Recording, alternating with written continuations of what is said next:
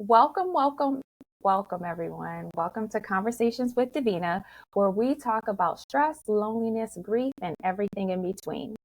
Today, I would like to welcome Virginia Dell Manning. Virginia is a licensed professional counselor, a licensed chemical dependency counselor with over 18 years of experience, y'all, in education and mental health therapy. She is the CEO of Jim Man Consulting and Counseling Associates and the founder of Girl Talk Mental Health Show, where she empowers conversations about mental health by addressing stereotypes, stigmas, and the six dimensions of wellness. And we all know that we need to learn more about how to take care of ourselves, our wellness, what we should be doing to get through those moments of stress. Not only is she the founder of Girl Talk Mental Health, but she is a four-time author and passionate advocate for mental health and wellness. So she spent so many years, I think it's over 13 years, equipping others and helping them gain tools to overcome life's challenges, stress, and everything that we talk about on this show. So, at A Curing Voice for You, we understand the impact of stress, loneliness, and grief. And I truly believe having Virginia on this show will bring insight and encouragement to our audience and anyone that's facing those life struggles that we talk about.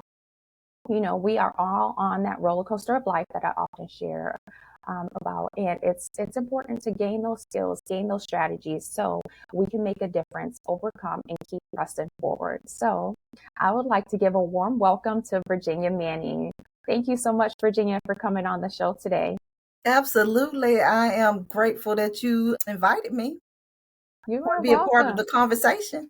Absolutely. You have like this wealth of knowledge. I always just kind of look up to you because you have so much going on and you are so inspiring to just listen to.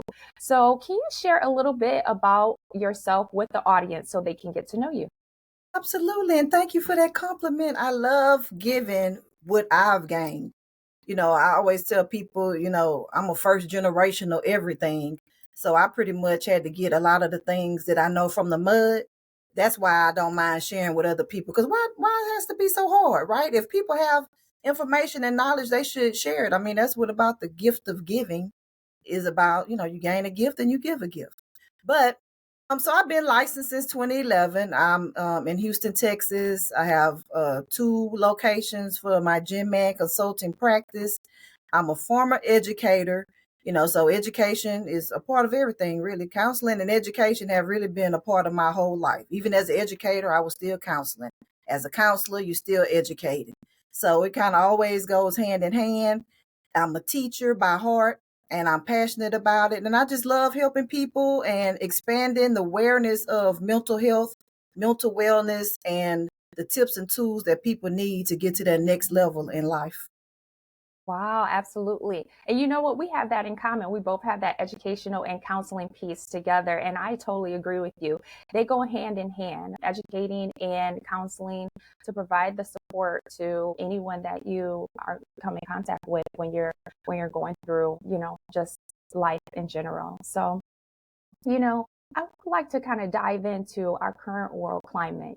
There's so much happening in the world right now, and there's a lot of uncertainty. And I truly believe that, people are just, they're stressed. They're going through so much, and it's hard for them to even kind of fathom or think about the future or just feel comfortable in the current space that they're in. Can you share just any insight or any tools that you think would be beneficial for individuals who may be going through just a high level of stress because of their uncertainty in their lives? Well, the key is the uncertainty, right? When people don't know things, they're not sure of things. That's where the fear comes in, anxiety, worry, because you don't know the predictability or what's about to happen. Well, how I like to proceed on a personal basis, and I guess it's part of therapeutic nature of me as well, is that I always think of not letting someone else control me, even if it's the government or whatever, right? Because at the end of the day, and I'm not really into politics like that, but I kind of keep up just, every now and then I'll pop in to see what's going on, to see, get a little, keep my ear to the ground. But I don't really feed into it because at the end of the day, I'm still in control of my life, right? They can implement whatever legislation they're going to implement or whatever, right? But at the end of the day, I'm in control of how I let that law or rule or whatever is going on impact my life. So I always try to remember that, like, whatever happens, I'm still ultimately in control of how I let that situation impact me and how I view it. Like, I could be either positive about it or negative about it. So me saying that I'm in control of how it impacts me is me being positive instead of saying, oh no, you know, it's gonna hurt my business. It's gonna, they're gonna send me back on the ship. What are we gonna do? Like, first of all, a lot of those things are at this point far-fetched, right? It's just like a bunch of hoopla, like it's almost some, for lack of a better word, rumors. You know what I'm saying? Until it's substantially in the act or whatever, you know, I wouldn't like have the fear about it because I really don't know if that's really going to happen yet until I know it's set in stone. And then how is it going to impact me? Which I have control over that as well. So it's just being more in control and not letting things seem like they're so unknown. You bring up a lot of good points, what you just shared. So, a lot of times we let fear creep in when we hear things that we're uncertain about, or we're just unsure about, things happen in our lives, or we get news that we're uncomfortable with. And we let fear kind of creep in. So, a big part of what you shared was, and I'm just digging in, is to really try to gain a control over your own emotions. Get a hold of yourself and how you feel. And if you have to speak to yourself positively, do that.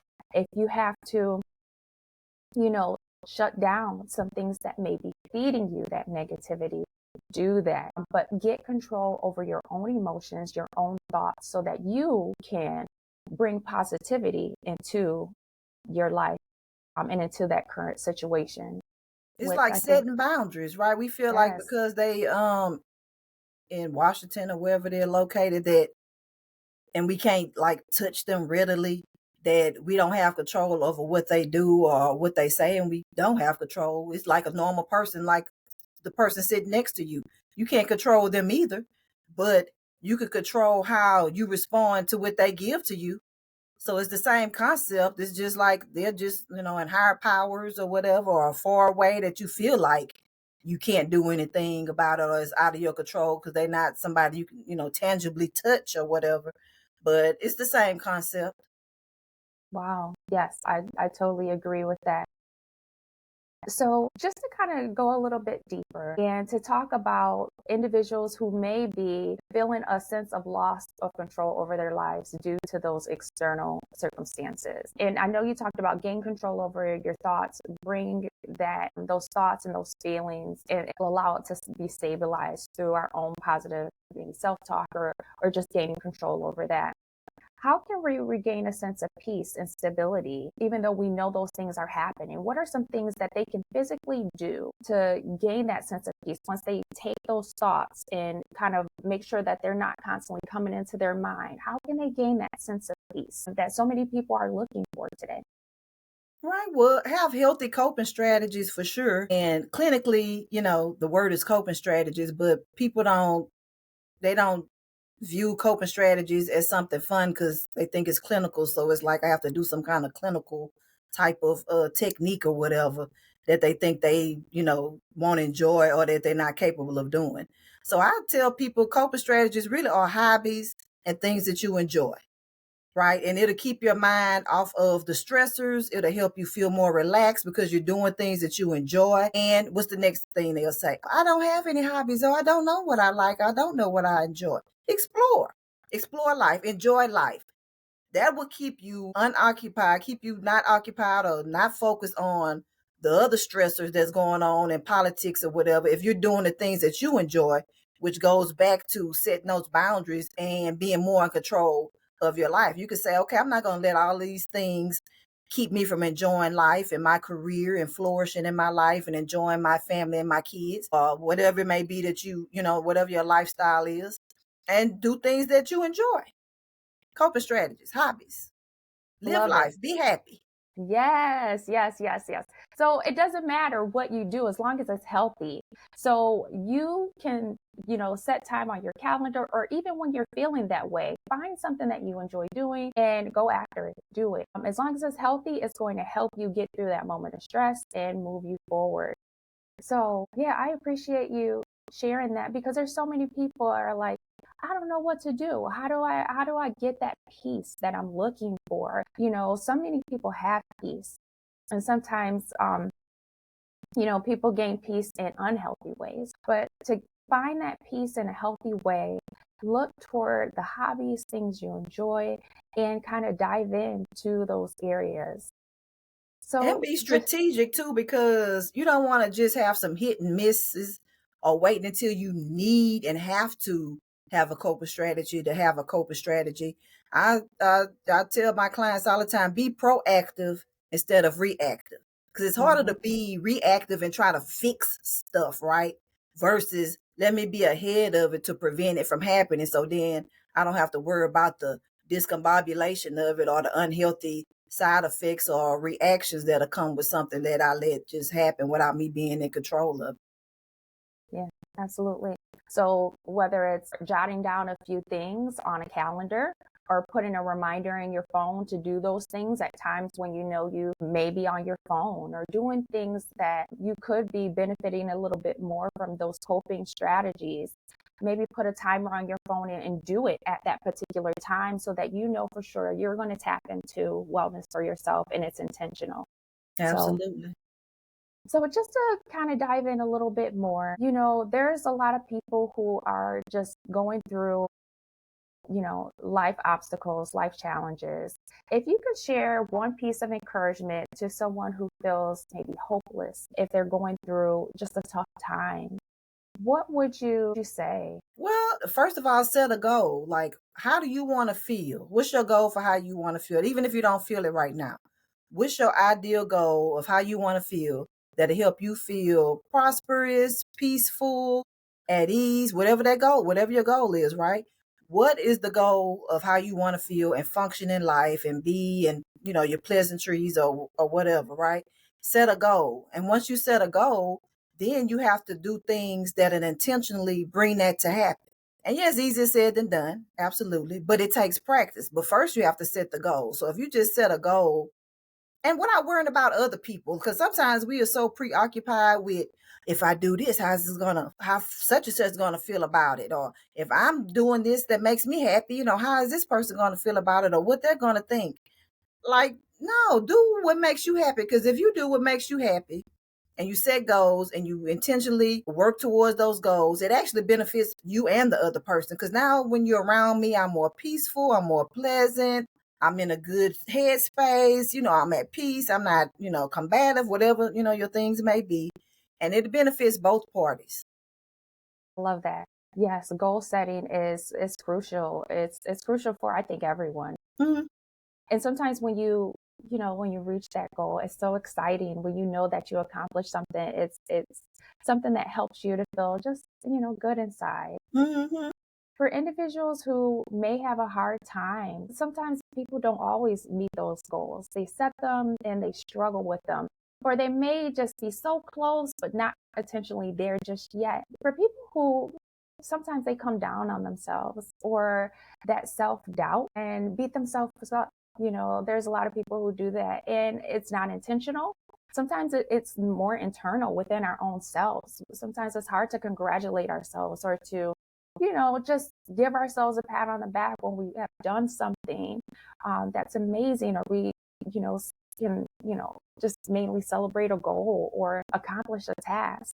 Instead of sometimes having that negative self talk within ourselves or not really feeling like, why should I celebrate?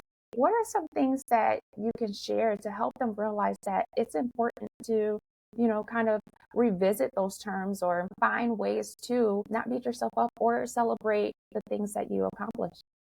Right. Well, self compassion is important, right? Because we can give compassion and feel empathy and reward other people, to make them feel good and be their cheerleader so that they can continue doing the things that they need to do.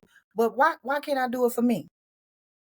And sometimes, the barrier to that is that when people do it to other people, they expect that that person's going to give it back to them. And 9 times out of 10, they will not, because they're not capable. Because if they were capable, they wouldn't get it from you. So when you give that to other people, don't go, without getting yourself tapped into and congratulated or rewarded. Sometimes you have to do it yourself, but sometimes you also have to find a circle that'll do it for you and not the same circle that you gave it to. You have to go somewhere else and it's like, you get fed into it because it's going to go out. So that's how it is. Let me get myself filled up, my cup filled up, because somebody's going to empty it.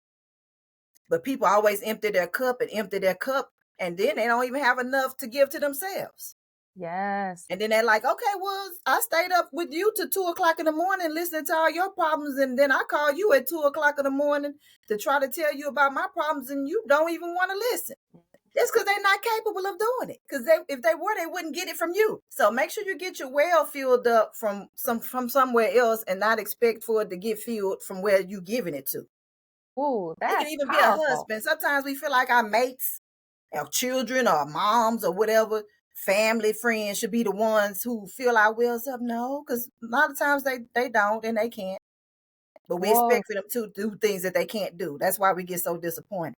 That's powerful, because that often happens. We expect so much from others. And, for the same things that we pushed out or gave to them, we expect it to receive it back. And often we don't. And you talked about community. Now, I love, just sharing and talking about the importance of having the right community with my clients. So can you dive in a little bit more about that? Because there's community all around us. We all have the opportunity to connect and share and be around a variety of people. Sometimes those relationships are healthy and sometimes they're not. So can you dive a little bit more into practical tips that the audience can kind of hold on to with knowing how to either maybe get into a good community if they're lonely or they may not be surrounded with positivity? What are some steps or things that they might be able to do to ensure that they're in the right community for themselves? Right. They might need to call a caring voice for you. Yes, a caring voice for you. Yes. Seriously. I mean, that's serious, but Yes, but what about if they want tangible people around them to, connect with? A good way to do that we'll go back to the hobbies and the things that you enjoy. So if your hobby is, if you like to swim, then join a swim team. If you like to crochet or read books, join a team about that, or go to trainings about it or workshops, or join other organizations that have those types of activities going on, so that you could be around people that have the same interests as you. And that way y'all better to connect on a healthy way and on a healthy level, versus, just randomly going somewhere and trying to find, connections, but you don't even connect with the group. So you have to find things that you enjoy and connect to, or things that, you want to explore. It could be things, maybe you've never read a book. Hopefully you have, but just as an example. And, and you want to try it. Well, it doesn't hurt to go, pop into a book club meeting one time to see if it vibes with you. And if it doesn't vibe, at least you tried it. But if it does, then you found one thing to put in your toolkit. So some ways that you can get connected to those support groups and things in your local area is by calling 211. A lot of people don't realize 211 is an excellent resource, excellent tool to find groups, activities in your local area. There are community centers often in each town or city that you can connect with. And the way that you find out about those places is calling 211. And everyone can do it. Well, that's nice. Yes, Eventbrite too. Google can be your best friend. Researching it online, or calling 211 to find those resources that can support you in what you're going through and get connected to others. So I thank you so much, Virginia, for sharing all of those nuggets, all of those tips to the audience. Can you share just how would anyone get to know you if they wanted to learn more about you, Girl Talk Mental Health, and everything that you're doing, because you're doing some amazing things in the community? Thank you. Well, I'm on all social medias at Virginia Dale Manning. My business is at Gem Man Consulting. And then we have the Act Girl Talk mental health, platform. The YouTube, you can find the recordings of the Girl Talk mental health shows. A couple of them featuring Miss Davina of A Caring Voice for You. Y'all don't want to miss it, so you need to go watch. She dropped some gems on the Girl Talk mental health, okay, twice, okay? Absolutely. Well, thank you so much. Thank you for coming on and for sharing your time with us and to the audience. Thank you so much for, just checking us out, listening to some of the tips and supports that we're giving. We are passionate about making a difference at A Caring Voice for You. So if you are interested in our support group or any of our services, please visit caringvoiceforyou.com and you should be able to register for a free one-to-one time slot with either myself or another individual to gain an understanding of what skills and supports you may need, or to register for our support group, which is every week. So until next time, everyone, take care.